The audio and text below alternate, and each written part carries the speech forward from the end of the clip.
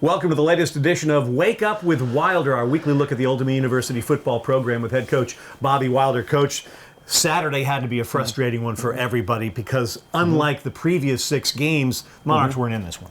No, and right from the start, Ted, it's those catastrophic plays. And when you play arguably the best team in the league, you can't have that happen. And what was frustrating, we get the great kickoff return to start the game. Blake Watson, who leads Conference USA in kickoff returns, gets it out to the 41. First play, screen to Hassan Patterson, 7 yards. Now we're up near midfield. And on the next play, we had another screen called to Keyshawn Strong.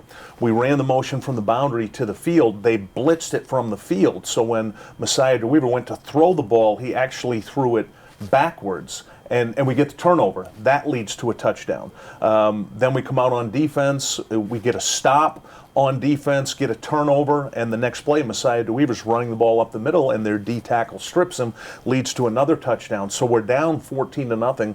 We've turned the ball over twice on offense when we were having some success. We were getting the ball moved, and that's what's most frustrating right now, Ted. It's those self-inflicted wounds that happen early in the game that deflate everybody on the team. So you look at the tape from the game on Saturday. What did you see from the tape, and what did you try and translate from tape to team? Well, the number one thing is you see this with this team every week. We're going to fight. It doesn't matter what's happening in the game. We end up outscoring them 14-10 with a late field goal at the half and then 11-10 in the second half. So we battled our tails off in the second half. We just dug ourselves such a deep hole. This should have been a one-score game in the fourth quarter against the best team in the league, a team who hadn't lost in 2 years on the road. And what the tape showed us, Ted, is number one, those 50-50 balls on offense. We got to get better winning those. You know, we saw some success against Marshall.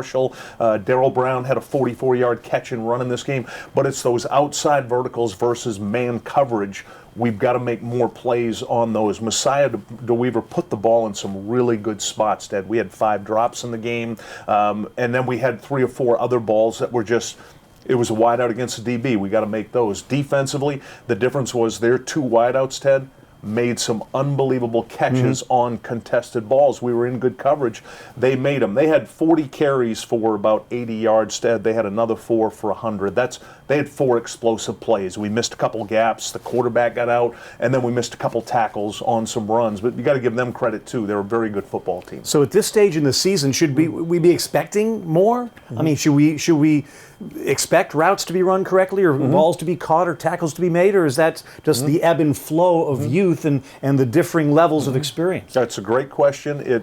It's part as the ebb and flow, because you look back to the second half of Virginia Tech, you look back to the Virginia game, and you see this growth and development, the catches, the tackles, the turnovers, and then not an excuse, we got hit with the injury bug. We've got 28 injuries right now. So it's the combination of youth, it's a combination of some guys really banged up right now, and then just lacking some confidence. And you've got to work that out in practice. You have to get that done in practice. And I had a great meeting this morning with our leadership council. There's some things they want to do in practice, particularly adding to practice time. They feel like they need more individual work with the coaches just to get down some more of the basic mechanics of what they're doing.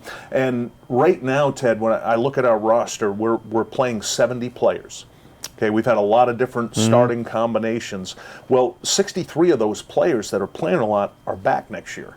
And 89% of our roster is back, so we've got to continue to develop this youth, continue to work on the mechanics of what they're doing, and the bottom line, we have to execute better in games. Homecoming this Saturday back to Cornblau Field at SB Ballard Stadium. Got to be glad to see the friendly confines. Very excited to be back. Those are 2 tough trips that we went on against the best team in the East preseason, the returning champion from the West in UAB. So it'll be great to be back home this weekend. And I'd be remiss if I didn't mention Zach Pascal, ODU alum, having his career day in the National Football League. 6 catches, couple of touchdowns for the Colts in a win. Yeah, I messaged with him right after the game. He was obviously very excited about the win because that's Zach winning. But you talk about doing everything in a game, Ted. I mean, he's running the ball, he's catching the ball, he nearly threw a touchdown pass, he causes a safety, he's returning kicks.